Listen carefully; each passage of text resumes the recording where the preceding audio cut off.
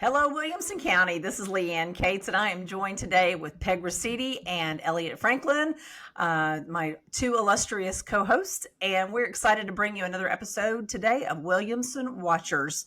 Today, guys, we're going to be talking about the upcoming special election. We are sad to see Congressman Green step down, but that means there's a lot of excitement and activity buzzing around that special election. So, guys, let's get started talking about just a little bit of just kind of look back a little bit at Congressman Green and some of the things that he's accomplished and some of his background and such. I actually collected a few items from Representative Mark Green. This is his post. It was his last vote in Congress. So I actually love this picture. It was during the big, beautiful bill. And I guess it was a really fitting way to go out. But a few months before that I'd like to remember him by is one of my favorite speeches in Congress. This is Elon Musk sharing Mark Green. Does have a security clearance. He has a top secret security clearance. By God, he makes the rockets for NASA. But the suggestion that he somehow can't be trusted to dig into how we're spending our money is nothing but a smokescreen to hide the corruption and the wasteful spending that has occurred there. And I am personally offended at the left's continued references to 19-year-olds and 21-year-olds in there doing work. There are 19-year-olds who have won the Medal of Honor defending this country. Just because you're 19 doesn't mean you're some child who can't be trusted. It is offensive. And if you're 19 years old out there, 20 years old, and you're serving this country, by God, your service matters. Keep serving. We thank you for that. He's got a lot of fire. That's fire in the belly. That is such fire. That is such fire. And I mean, I've seen this several times. I still get like a little goosebumps. I mean, he was defending when everybody was goofing on the Doge kids, like the young men. I won't even call them kids. All of them sometimes it feels like anybody younger is a kid. I am going to miss when he gets going. And I those are big shoes to fill. That's for sure. We should be approaching the deadline here before too long. This is a very, very large area that this district and quite a large number of counties. There are the counties. I mean, it's from like the northern part of Tennessee, right on the border, all the way to our southern border. So it's from Kentucky essentially to Alabama. Yeah. Which is a huge area. And then you have rural zoned, you have cities in there, you have Nashville, you have Franklin, you have Clarksville, and then you have major rural counties. Yeah, it's going to be a big job for everybody to be able to go out and meet people. That's a lot of miles to cover, especially with a special election, having such a short period of time to get that done. I know, and it's fast and furious already, right? Mm-hmm. What folks need to do if they would indeed like to run for the seat. So, right. So Elliott, I know that you looked this up. So yeah, I mean, anyone can go out to the the Tennessee Secretary of State website, and they've actually got a banner at the top of their page that covers, the District 7, U.S. special election. Even though, and I guess we'll get to the dates that have been, the dates are kind of outlined by the Constitution for the state of Tennessee and TCA code in terms of when there is a resignation and how long the governor has to call a writ of election, and then when those the primary and then the actual general election must be. But the qualifications, you've got to be, that's lined out here, you've got to be at least 25 years old. It talks about being a U.S. citizen for at least 7 years, be a resident of Tennessee for the past 3 years, and having being a resident in the county represented 1 year immediately preceding the election, which is interesting. And so the governor has not announced yet, hasn't closed, given a deadline for when you can file. So people can still continue to file to run, even though they have given, some tentative dates for the actual primary and general election. And then the process after that being that if a current, Tennessee state representative wins the position, Then there's a whole nother TCA law about the process to backfill that Tennessee representative, and because of the time frame we've been given that the general would be in December, and then all House seats in Tennessee are up, as well as all Senate seats in next year, that would be less than 12 months. And so then the replacement or the interim for that time frame would be appointed, not elected.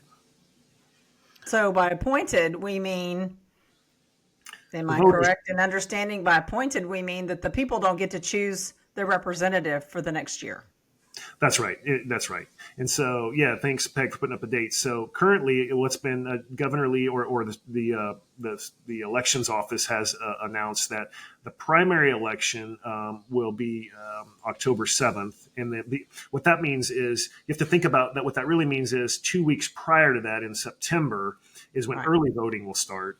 And then the actual, go in and vote, in person is October 7th. And then same thing for December 2nd. December 2nd is the day you would go in, but 2 weeks prior, I think it's around 2 weeks prior, is they start early voting for that election, which, is not cheap. The counties have to pay for that. And so that's the cost for that election is now on the taxpayers of the county list you put up earlier. It's true. So it is a huge amount of money. You have 16 counties, and there's also coordination amongst the counties because some of them may be having local elections as well. So for our county, we have the Franklin Boma races, which are only going to have, I believe I looked at the calendar, a 2-day overlap, like when the voting is active voting, and then when this one starts.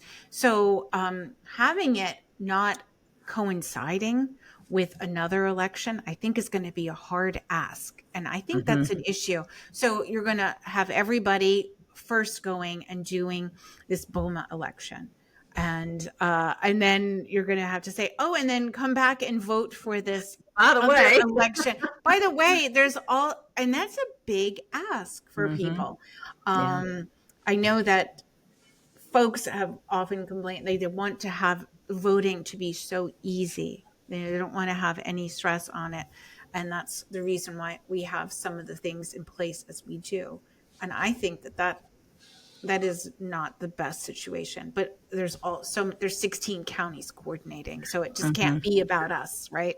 Right. And you think about Williamson County, I think we are one of the smaller counties when it comes to District 7. I think the majority of our residents are in District 5, which would be the current seat by Andy Ogles. But I think there's, of our 12 county commission districts in Williamson County, I believe only 4 actually get to vote for this race. But yeah, it doesn't matter. The taxpayers, are going to have to pay for all of it no matter what. Yeah. I think in terms of population, we might be the 3rd most populous county in the Tennessee 7th. So that is right. So, well, we have a short list. I guess short is relative, but we have a list going of people who are officially declared. I think there's a few other names that have been batted around. And let's just go in and share who the current candidates are. There is our first candidate. We have Jody Barrett. State rep from the 69th district. Yep. Right. Yep. Jody Barrett, state rep 69. Yep. Gino Bolso, state rep district 61. What's interesting, didn't mean to interrupt you, but he hasn't actually formally applied yet. So there's been a lot of rumors, but actually, when I pull the Secretary of State list, he hasn't officially actually applied for it. So there's been a lot of speculation, but still hasn't submitted the paperwork. So very interesting there. Very interesting. Okay, so he's one of our hometowners. Yeah. Yep. We have Mason Foley. Mason Foley, who is in the military. He went to Clemson University. He was a legislative aide for Senator Mitch McConnell. Works for the mainstream health. He's in the healthcare industry. And he lives in Franklin. And then we have Jason Knight. County Commission, excuse me. Yep. Montgomery County Commissioner. Then Stuart Parks. Probably one of the most joyful people I have ever met. He really is. Had him speak one of our mix and mingles, and sometime was it last year, and he was certainly one of the J6, the folks that were arrested for being there. And then another hometowner, Lee Reeves. He is a new rep from what district? 65. Yep, 65. I believe 65 is all just Williamson. I think it is as well. Yeah, that's what I was looking. All Williamson. Mm-hmm. We have John Thorpe, who also was in the military. He is a combat veteran, helicopter pilot, and he grew up in South Dakota. I believe he is outside of Williamson County. John Thorpe actually has a website. He's got his full campaign site up. And then Matt Van Epps. Yes, very interesting because Mark Green has just backed him for his candidacy and given his endorsement. And he's a former commissioner of the Tennessee Department of General Services. He worked in the Leigh administration. He was appointed to a role there, I believe. Mm-hmm.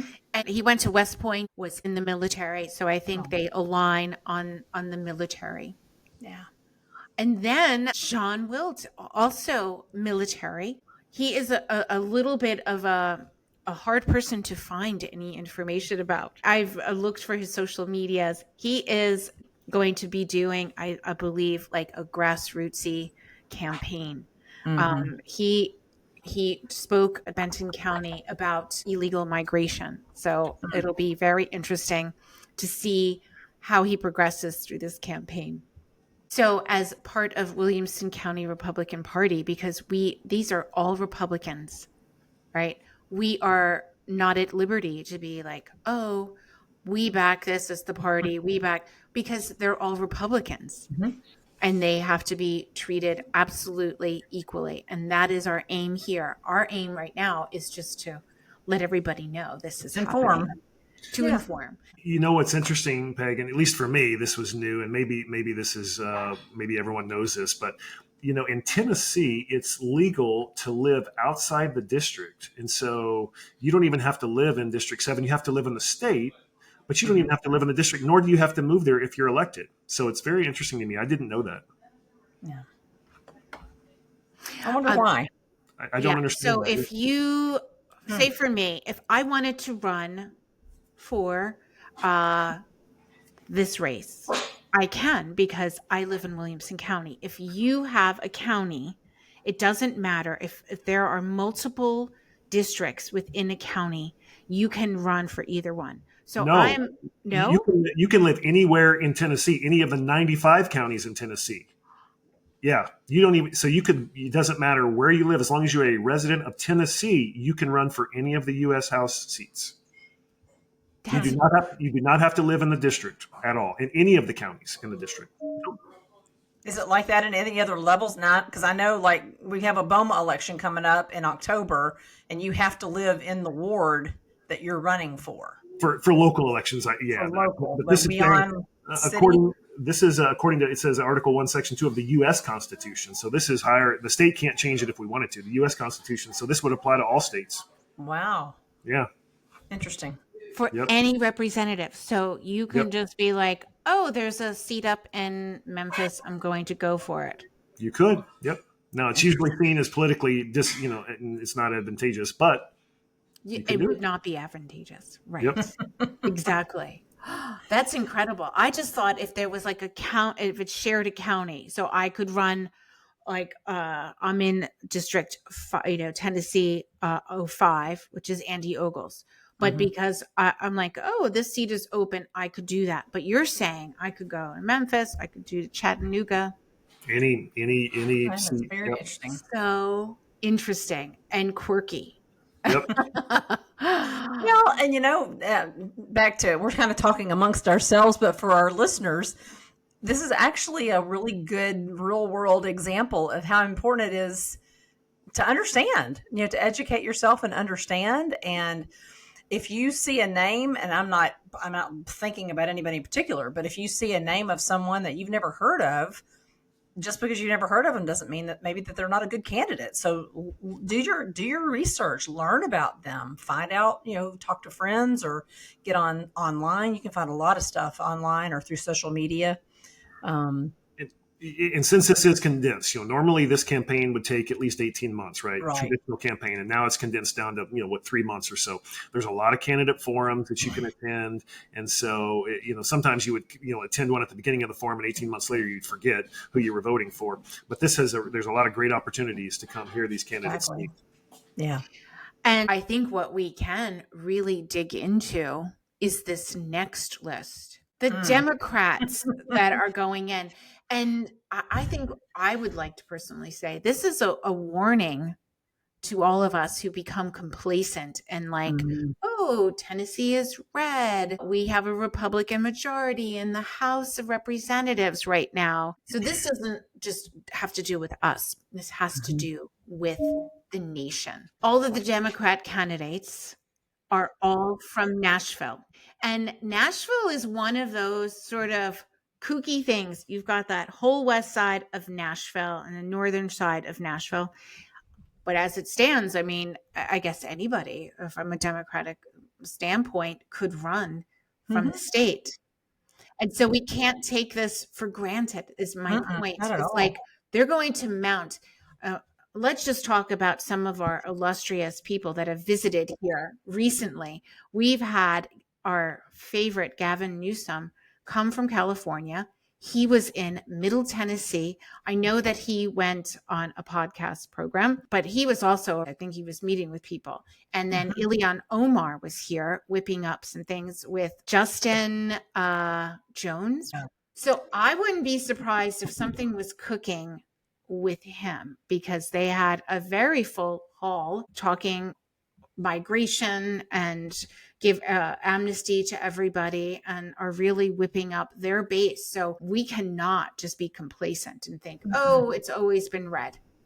No, there's a focus on Tennessee, that's for sure. And Nashville has been for a very long time, is definitely blue.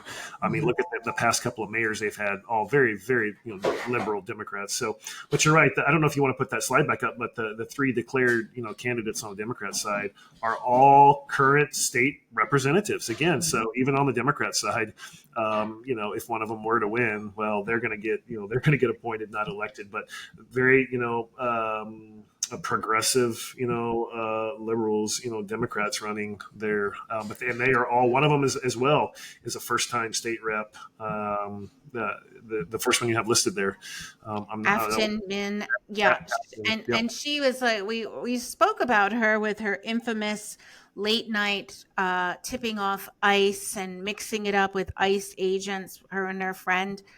I mean, it wasn't a good look, but I think if you were a Democrat, perhaps that's a good look for you. I don't think she's like a serious person myself. Bo Mitchell, I look for him, because he is definitely a mature representative who knows politics. You cannot turn your back on him, for sure. And Vincent Dixie, I had to look at where he was and he is in the northern part of Nashville. He is also a representative. So the Democrats are really mounting a formidable force against anybody. Yeah. So they're not just going to cruise in. So that's why we need engagement. We have to get the base engaged. So I hope if you are outside of Williamson County, I hope you're watching this, and I hope that you can gain a little information from what we're presenting, because it's not just for Williamson County in this race. And we will do our best through social media and other communications. We'll do our best to let people know when, especially candidate forums, are taking place throughout the district, so that you can try to find the one closest to you. And I believe Williamson County is going to be hosting one here before too long. We'll be getting the word out about that. But yeah, do your homework. We also have a way for you to contact us here at the Williamson County GOP at contact@williamsongop.org. So even if you're outside of Williamson County, you've got questions and you're hearing this and you've got questions that we can at least maybe provide you a resource to get the answers. We're not going to give you our opinions on things necessarily, but we will be able to provide resources and be what in real estate we call being the source of the source. Take this time to get educated and learn about all the different candidates and then make your best informed choice. Yeah. So true. Make sure you are, make sure you're registered to vote. If you've recently moved, make sure it's super easy to do when you go get your driver's license or just going down to the elections office here in Williamson County on Downs Boulevard. It's super easy to register, to make sure you're registered. Yeah. Right. And I do have to also remind people, we are the Williamson County Republican Party. It is state law, and that in order to vote in the primary, you have to be aligned with a party, and that you have to be a member of the party and at least pledge your allegiance to the party when you go ahead and vote in a primary.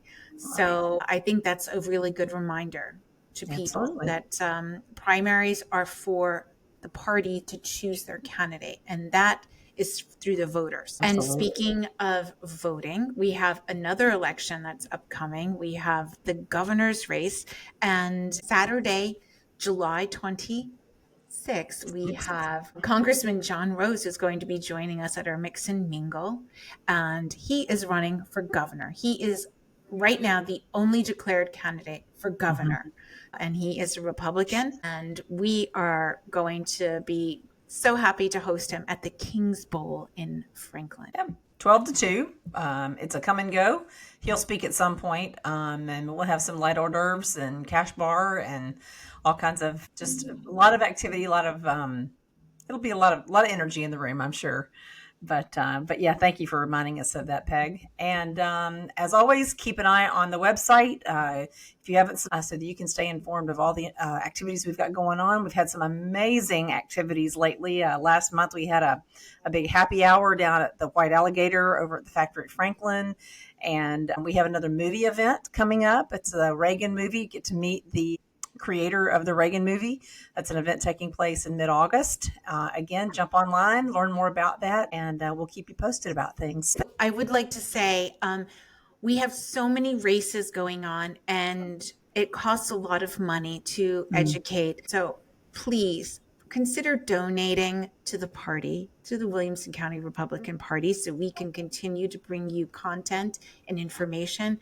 And please join and become a member. We have a new level of like a monthly donation, and we would be so appreciative. And part of our membership tiers is the Chairman's Circle. And with the John Rose event, if you are a Chairman's Circle member, you get to have a little one-on-one extra kind of thing with Chairman's Circle members before the Mix and Mingle. So we urge you to join the party, donate, become a member.